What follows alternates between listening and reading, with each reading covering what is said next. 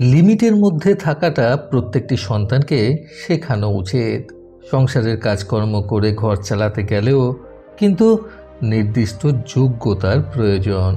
বন্ধুরা, এই অসাধারণ দুটি প্রসঙ্গকে কেন্দ্র করে আজকে আমি আপনাদের দুটি সুন্দর গল্প শোনাবো। চ্যানেলে নতুন হলে সাবস্ক্রাইব করতে ভুলবেন না এবং অবশ্যই গল্প দুটি ভালো লাগলে একটা লাইক আশা করব। শুরু করছি আজকের প্রথম গল্প। একবার এক স্কুলের গার্জিয়ান মিটিংয়ে সেখানকার হেড ম্যাম সেখানে উপস্থিত তার স্কুলের ছাত্রছাত্রীদের পিতামাতাদের বেশ কিছু শিক্ষামূলক কথাবার্তা বলছিলেন। আর সবাই সেই শিক্ষামূলক কথাবার্তাগুলো খুব মন দিয়ে শুনছিলেন সেখানে বসে। তিনি বলছিলেন, বাচ্চাদের লিমিটের মধ্যে সবসময় চলতে শেখানো উচিত। লিমিটের ভিতর চলতে শেখা কিন্তু একটা জরুরি শিক্ষা যা আপনারা আপনাদের পরিবার ও বাচ্চাদের দিতে পারেন। সেখানে উপস্থিত পিতামাতাদের মধ্যে কেউ কেউ প্রশ্ন করলেন, কিভাবে ম্যাম? তখন সেই হেড ম্যাম বললেন, ভালো প্রশ্ন, তা চলুন জেনে রাখা যাক কিভাবে সম্ভব। আচ্ছা, খেয়াল করে দেখুন, আপনার বা আমাদের সময়কার বাবা মায়েরা 4-5টা বাচ্চাকে কিভাবে বড় করেছেন। তারা বাচ্চাদের লিমিটের ভেতর থাকা শিখিয়েছিলেন। এদিকে 1-2টো বাচ্চা নিয়ে আপনার সংসারে টানাটানি ফুরায় না। কেন? কারণ আমরা কোনো লিমিট নিয়ে চলি না। আমাদের বাচ্চাদের নিয়ে সব কিছু আমরা আনলিমিটেড করে ফেলি। বাড়াবাড়িটাও একটু আনলিমিটেডই করে ফেলি। আর আনলিমিটেড সব কিছু মানে ওয়েস্টেজ, অপচয়, ধ্বংস, নষ্ট। মনে করে দেখুন, আপনার বাবা মায়েদের সময় একটা মুরগি রান্না হলো। অপরদিকে বাড়িতে 5 ভাই বোন, কাজের লোক সহ মোট সদস্য 8 জন। আপনার মা সবার জন্য বাটি সিস্টেম করে রেখেছেন। তার হিসেব অনুযায়ী একটা মুরগি তিনি আলু দিয়ে মোটামুটি 1 কড়াই করে তরকারি করে ফেলতেন। এই এক মুরগিতে আপনারা 8 জন মানুষ দুপুরে এবং রাতে খাবেন। সেইভাবে বাটি সিস্টেম হতো। দুপুরে 2 পিস মাংস, ঝোল আলু, রাতের বেলায় হাড়গোড় থেকে 1 পিস, সাথে ভাজা, ডাল, এরকম কিছু একটা। এটা কিন্তু খুব জরুরি শিক্ষা। এদিকে আমাদের এখন কি হয়, তরকারি রান্না হলে পুরোটা একসাথে টেবিলে নিয়ে আসা হয়। বাচ্চাকে আগেই লেগ পিস বা ভালো ভালো পিস দিয়ে একাকার অবস্থা। লেগ পিস বা ভালো ভালো পিসগুলো বাদে মুরগিতে আর যে কিছু আছে অনেকের বাচ্চারা জানেও না বোধ হয়। একটা মুরগি রান্না করলে 1 বেলা থেকে 2 বেলায়ও যায় না। আপনার মায়ের সংসারে যেখানে ছিল বাটি সিস্টেম, সেখানে তরকারি কম পড়লে একটু অভিযোগ করলে খেয়াল করে দেখুন, আপনার মা হয়তো তার ভাগ থেকে 1 পিস মাংস আপনাকে এক্সট্রা দিয়েছেন, তিনি খাননি। এটা দেখতে দেখতে এবং শেষে সবটা বুঝতে পেরে একসময় আপনিও আবদার করা ছেড়ে দিয়েছেন।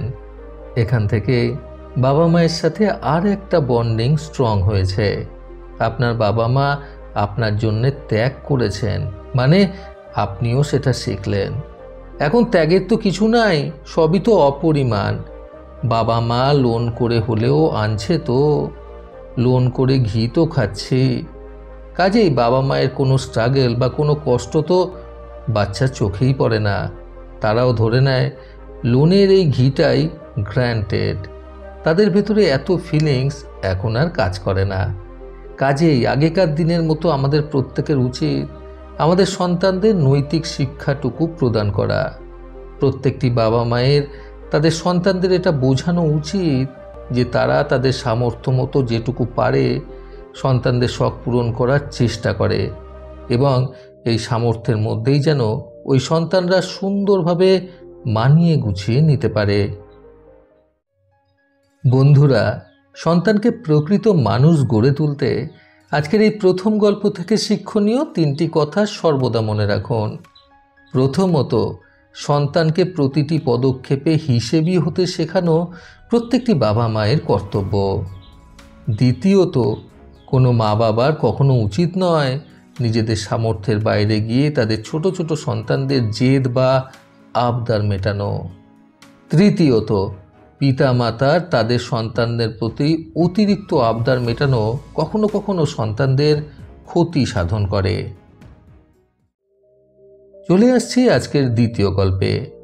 কৃষাণু নিজের স্ত্রী এবং সন্তানদের নিয়ে একটি ফ্ল্যাটে ভাড়া থাকত। একটি বেসরকারি কর্মপ্রতিষ্ঠানে সে একটি উঁচু পদেই কর্মরত ছিল।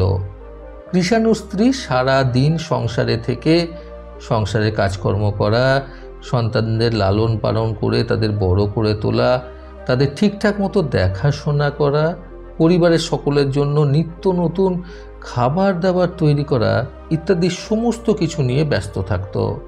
তারপর অফিসে যাওয়ার সময় কৃষাণুর টিফিন ঠিকঠাক মতো গুছিয়ে দেওয়া, রাতে সে বাড়ি ফিরলে সুন্দর সুন্দর খাবার খেতে দেওয়া, সমস্ত কিছুতেই সে পারদর্শী ছিল। কিন্তু নিজের স্ত্রীর প্রতি কৃষাণুর একটাই অভিযোগ সারাক্ষণ লেগে থাকত। ঘরে থেকে তার স্ত্রী নাকি কোনো কাজই করে না। আসলে ঘরে থেকে সংসার সামলানো এবং বাচ্চা কাচ্চা মানুষ করাটাকে সে কোনো কাজের পর্যায়েই ফেলত না। তার কাছে এটা সামান্য কাজবাজ মাত্র। এতে তার স্ত্রী প্রচণ্ড পরিমাণে আপসেট থাকত সর্বক্ষণ। স্বামীকে এই নিয়ে অনেক বলেও কোনো লাভ হয়নি। কৃষাণু সবসময় কারণে অকারণে তার স্ত্রীকে এই নিয়েই কথা শোনাতো। এরকমই একদিন সকাল সকাল বেশ কথাবার্তা শুনিয়ে কৃষাণু তাড়াতাড়ি করে অফিসে বেরিয়ে গেল। আসলে সেদিন তার স্ত্রীর শরীরটা একটু খারাপ থাকায় ঘুম থেকে উঠতে দেরি হওয়ায় যথারীতি কৃষাণুর খাবার বানিয়ে দিতেও দেরি হয়ে যায়। এই কারণেই কৃষাণু রাগারাগি করতে থাকে তার স্ত্রীর ওপর এবং রাগ করে খাবার না নিয়েই সে ঘর থেকে বেরিয়ে যায়। সেদিন সারা দিন কাজ শেষে ফিরে এসে দেখল তার দুটো ছোট ছোট বাচ্চা আগের দিনের অর্থাৎ রাতে ঘুমানোর সময়কার জামা কাপড় পরেই তাদের ফ্ল্যাটের থেকে বেরিয়ে সামনের ধুলোবালির মধ্যে খেলছে। ফ্ল্যাটের সামনের উঠোনটায় কিচেনের ময়লার ব্যাগ ভর্তি ময়লা রাখা, পচা গন্ধ আর মাছির ভন ভন সেখানে, অর্থাৎ আগের দিনকার নোংরাটাও এখনো ফেলা হয়নি। অবাক হয়ে সে তাড়াতাড়ি ঘরের খোলা দরজা দিয়ে ভেতরে প্রবেশ করল।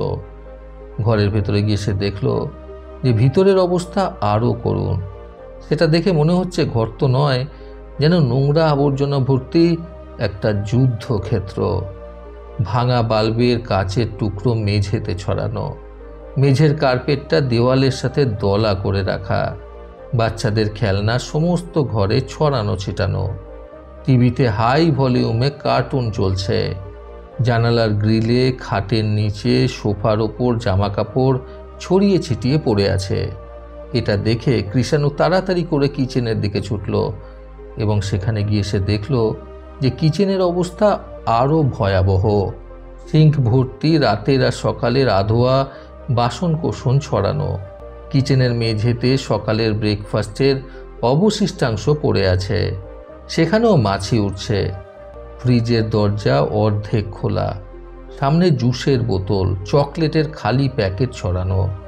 এই সব কিছু দেখে কৃষাণু মাথায় হাত দিয়ে বলে উঠল, হে ভগবান, এ কী অবস্থা! বাথরুম থেকে জল পড়ার শব্দে কৃষাণু ভাবল তার বউ বুঝি সেখানে।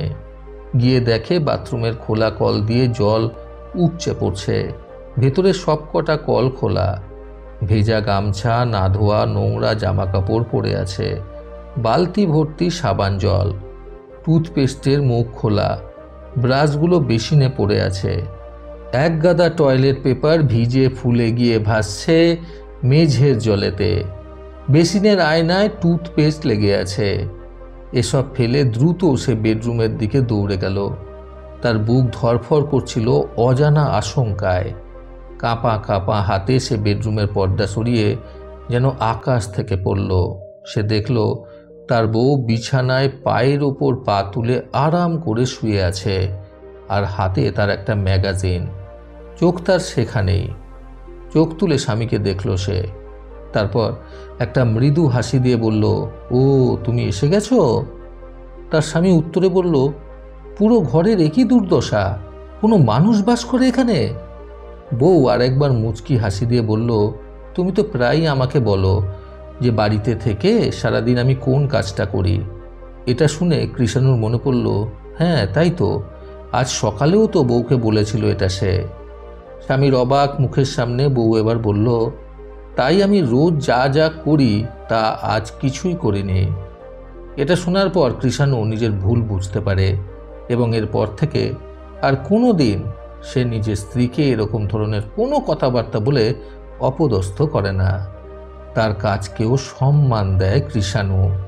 সাথে সে এটাও বুঝতে পারে যে সংসার সামলানোটাও কিন্তু চারটিখানি কথা নয়, এর জন্য যোগ্যতা লাগে। বন্ধুরা, পরিবারের প্রত্যেকটি সদস্যের গুরুত্ব বুঝতে আজকের এই দ্বিতীয় গল্প থেকে শিক্ষণীয় 3টি কথা সর্বদা মনে রাখুন। প্রথমত, আমাদের জীবনে স্বামী, স্ত্রী বা আপনজনের যা ভূমিকা তা যেন আমরা ছোট করে না দেখি কখনো। দ্বিতীয়ত, সবার যার যার অবদানে আমাদের জীবনটার রুটিন ঠিকঠাক চলে, জীবনের সুর, তাল, লয় ঠিক থাকে। তৃতীয়ত, সংসারের প্রত্যেকটি কাজেই কিন্তু প্রত্যেকের কিছু না কিছু অবদান অনিবার্য। প্রতিবারের মতো আবারও বলবো, এই পৃথিবী তাদেরকেই সম্মান দেয় যারা ইউনিক কিছু করার ক্ষমতা রাখে। সকলের সুস্থ এবং সুন্দর জীবন কামনায় প্রকৃত জীবন থেকে আমি সন্তু চক্রবর্তী আবার আসবো আগামীকাল নতুন সুন্দর শিক্ষণীয় একটি ছোট গল্পের সাথে। ভালো শুনুন, ভালো থাকুন। ধন্যবাদ।